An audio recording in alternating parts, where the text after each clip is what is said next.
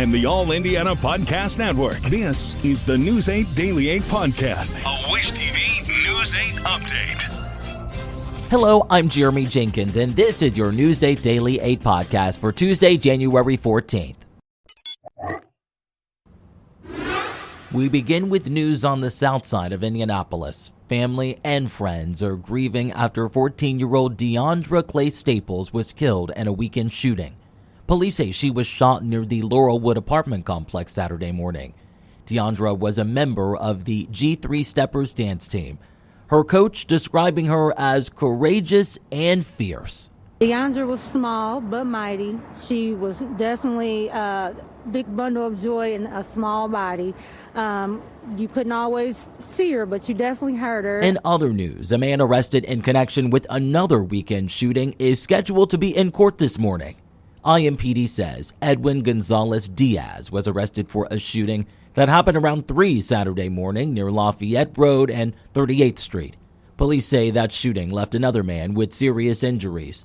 Investigators say witnesses provided key information that helped detectives identify and arrest Diaz at a nearby apartment complex. Diaz is due in court around 9 a.m. To I-Team 8, the man accused of stalking Caitlin Clark is set to appear in court this morning. We spoke to the Marion County prosecutor Ryan Mears about the role social media may have played in his arrest. Cody Fisher reports. Court documents that I obtained say that the stalking began on December 16th on the social media platform X. Now, by my count, 55-year-old Michael Lewis mentions Caitlin Clark 823 times in his tweets since then. Some are so graphic and sexual that we can't put them on TV. This is the X page for Michael Lewis, with a picture of Jesus on the cross as his profile picture. This is his first tweet at Caitlin Clark from December 16th, saying, "I got a new movie coming out. Michael and Caitlin are high school sweethearts. After graduation, you go off to college to play b-ball. I go off to war. You give me a medallion pendant with your picture as a going-away gift. I give you a little Mikey cuddle doll." On January 2nd, he posted this. "I love you so much. Come over here and get you a piece." There's a very definitive line that you can cross with what you are posting online, and you don't get to say whatever you want. Marion County prosecutor Ryan Mears says it's the tweets that are too graphic for TV that helped push this case over the top to stalking charges. Some of these tweets involve a sexual battery, and that they very clearly, in our view, crossed the line. Things got more serious when Lewis came to Indianapolis from Texas. This individual was looking for ways to try to maybe be at the same place at the same time as the victim in this case. IMPD found Lewis here at his hotel room at the Hilton downtown, confronting him about his social media posts directed at Clark.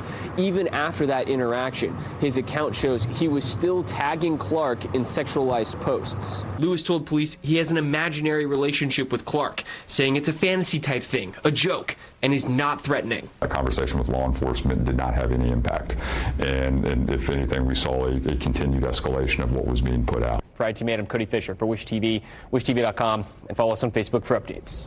In California, firefighters are warning that the battle to control the deadly fires is far from over. The National Weather Service says winds of up to 70 miles an hour are expected to move in this week, making things far more challenging for crews. Firefighters are urging those under evacuation orders to stay away from the area. You can't drive through the roads. There's power poles down. There's live, electrical wires that are potentially lethal. The water is not safe to drink. The structures are not standing. Things are collapsing. Fires are still burning. So far, at least 24 people have been confirmed dead in the fires. Dozens of others are still missing. Switching gears to sports. We are now 6 days away from the Notre Dame Fighting Irish taking on Ohio State in the College Football Championship. Wish TV will be on the road with the Fighting Irish. Sports Director Anthony Calhoun and News 8's Andrew Chernoff will be live in Atlanta. Our coverage will start this weekend and will go all the way through the postgame.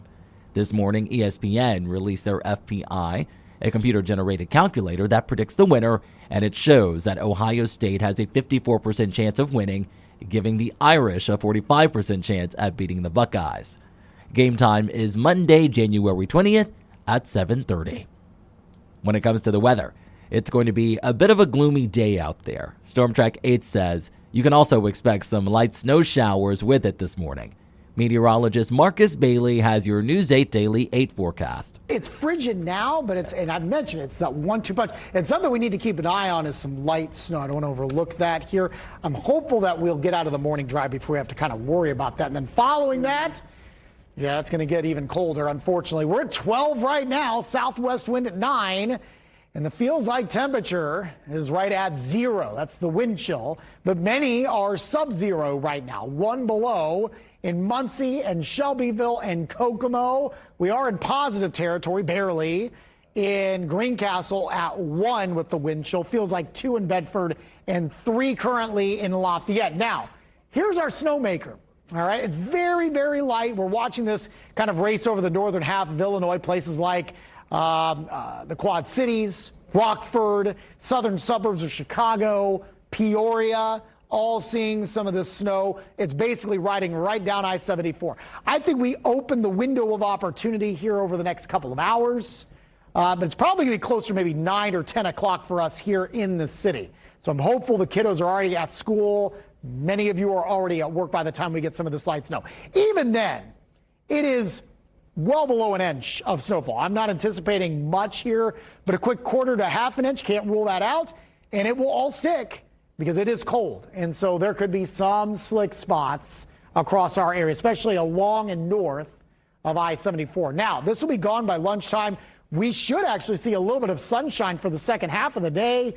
We will struggle to get close to 20 degrees for a high, and wind chills will be into the single digits all day long. It paves the way for the coldest overnight we've had so far this season. We'll talk about that and maybe even colder temperatures potentially next week. It's all of my Storm Track 8 forecast coming your way in just a few minutes. To get a peek at Marcus Bailey's full forecast, just head over to wishtv.com. And don't forget, conditions will change throughout the day. So to make sure you have the most up-to-date forecast, download the Wish TV Storm Track 8 app. And for a more detailed look at conditions, you can check out our Storm Track 8 weather blogs. This has been your News 8 Daily 8 podcast for Tuesday, January 14th. I'm Jeremy Jenkins for Wish TV, wishtv.com, or follow us on Facebook for updates. This is the News 8 Daily 8 podcast, a Wish TV News 8 update on demand. For even more, on demand and on the go, connect with Wish TV on Facebook at wishtv.com and on the free Wish TV mobile app. Thank you for listening, and be sure to like, subscribe, and follow this podcast for updates every weekday morning on the All Indiana Podcast Network and wherever you get your podcast.